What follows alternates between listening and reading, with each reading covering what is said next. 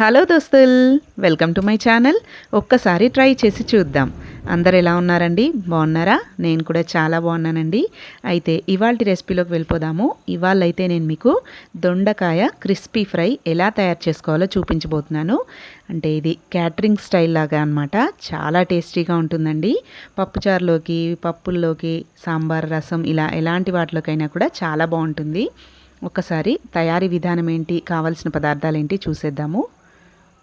చూడండి, ఇక్కడైతే నేను ఒక హాఫ్ కేజీ దొండకాయలు తీసుకున్నాను. శుభ్రంగా 2-3 సార్లు వాష్ చేసుకొని ఇలా రెడీగా పెట్టేసుకున్నాను. అటు ఇటు తొడిమెలు కట్ చేసుకొని ఇలా రెడీగా పెట్టేసుకోవాలి. అలాగే ఒక 4 పచ్చిమిరపకాయలు, 2-3 రెమ్మల కరివేపాకు కూడా తీసుకోవాలండి. అయితే ఈ దొండకాయల్ని నేను చూపిస్తున్నాను చూడండి, ఇలా పొడుగ్గా సన్నగా కట్ చేసుకోవాలి. ఇలా కట్ చేసుకుంటే మనకు ఫ్రై అనేది క్రిస్పీగా వస్తుంది. కాస్త లావుగా ఉంటే మనకు దొండకాయ అనేది మెత్తగా ఉంటుందండి. సన్నగా కట్ చేసుకుంటే క్రిస్పీగా ఫ్రై అవుతాయి. ఇప్పుడు ఒక బౌల్ తీసుకొని అందులోకి పొడులన్నీ యాడ్ చేసుకోవాలి. 2 టేబుల్ స్పూన్ల కార్న్ఫ్లోర్, అలాగే 2 టేబుల్ స్పూన్ల మైదా, అలాగే 2 టేబుల్ స్పూన్ల వరకు బియ్యపు పిండిని తీసుకోవాలండి.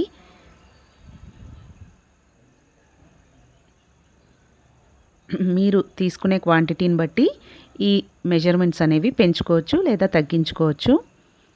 ఇలా ఇవన్నీ తీసేసుకొని ఇందులోకే ఉప్పు, కారం, పసుపు, ధనియాల పొడి, జీలకర్ర పొడి, అలాగే గరం మసాలా ఉంటే చికెన్ మసాలా, అల్లం వెల్లుల్లి పేస్ట్ అన్నీ కూడా వేసుకొని ఈ బ్యాటర్నంతా కూడా బజ్జీల బ్యాటర్ లాగా కలుపుకోవాలన్నమాట.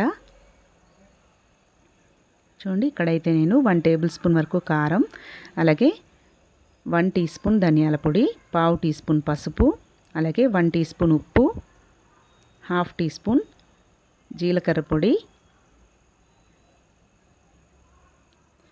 అలాగే హాఫ్ టీ స్పూన్ వరకు గరం మసాలా కూడా వేసుకోండి. కొంచెం పెప్పర్ పొడి కూడా వేసుకుంటున్నానండి. ఇష్టం ఉన్న వాళ్ళు వేసుకోవచ్చు, లేదంటే స్కిప్ చేసేయచ్చు. హాఫ్ టీ స్పూన్ వరకు మిరియాల పొడిని కూడా యాడ్ చేసుకొని, అలాగే 1 టేబుల్ స్పూన్ వరకు అల్లం వెల్లుల్లి పేస్ట్ కూడా వేసుకోవాలి.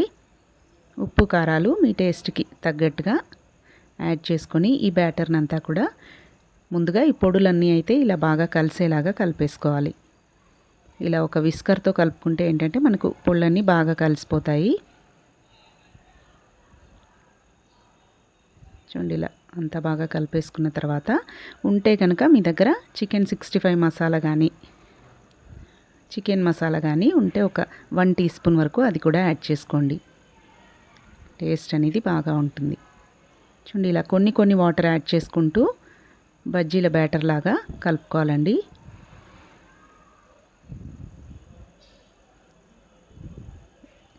ఇలా కలుపుకున్న తర్వాత ఇందులోకి మనం కట్ చేసి పెట్టుకున్న దొండకాయ ముక్కలన్నీ వేసుకోవాలి.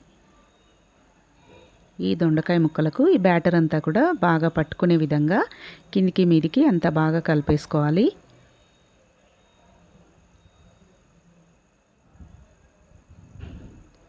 చూడండి, ఇలా అంతా కూడా బాగా కలిసేలాగా కలుపుకోవాలి. అయితే నీళ్ళు మరి ఎక్కువగా నీళ్ళు పోయకూడదండి.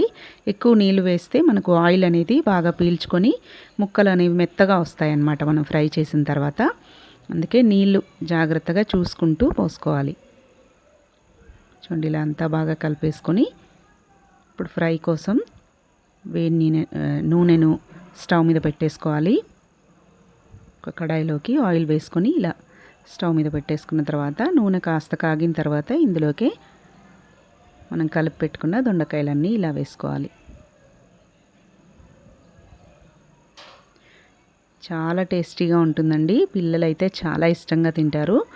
దొండకాయ కర్రీ, దొండకాయ ఫ్రై ఇలా చేస్తే సరిగా తినరు కదండి. అలాంటి పిల్లలకి ఇలా చేసి పెట్టండి, వాళ్ళు ఎంజాయ్ చేస్తూ తినేస్తారనమాట. 1 కేజీ దొండకాయలు చేసి పెట్టినా కూడా వాళ్ళు ఇష్టంగా తినేస్తారు ఇలా కనుక చేసి పెడితే. చూడండి, ఇవి క్రిస్పీగా అయ్యేంత వరకు కూడా 2 వైపులా తిప్పుకుంటూ బాగా కాల్చుకోవాలి.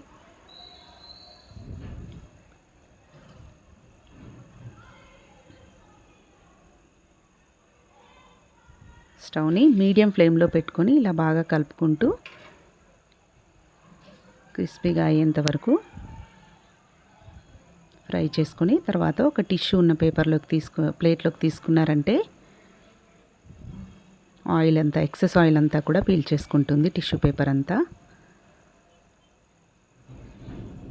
ఇవి ఇలా కడాయిలో వేసినప్పుడు దగ్గరగా ఇలా వస్తాయి, కానీ వేగిన తర్వాత మనం ఇలా విప్పదీస్తే విడిపోతాయండి. విడివిడిగా కూడా చేసుకోవచ్చు.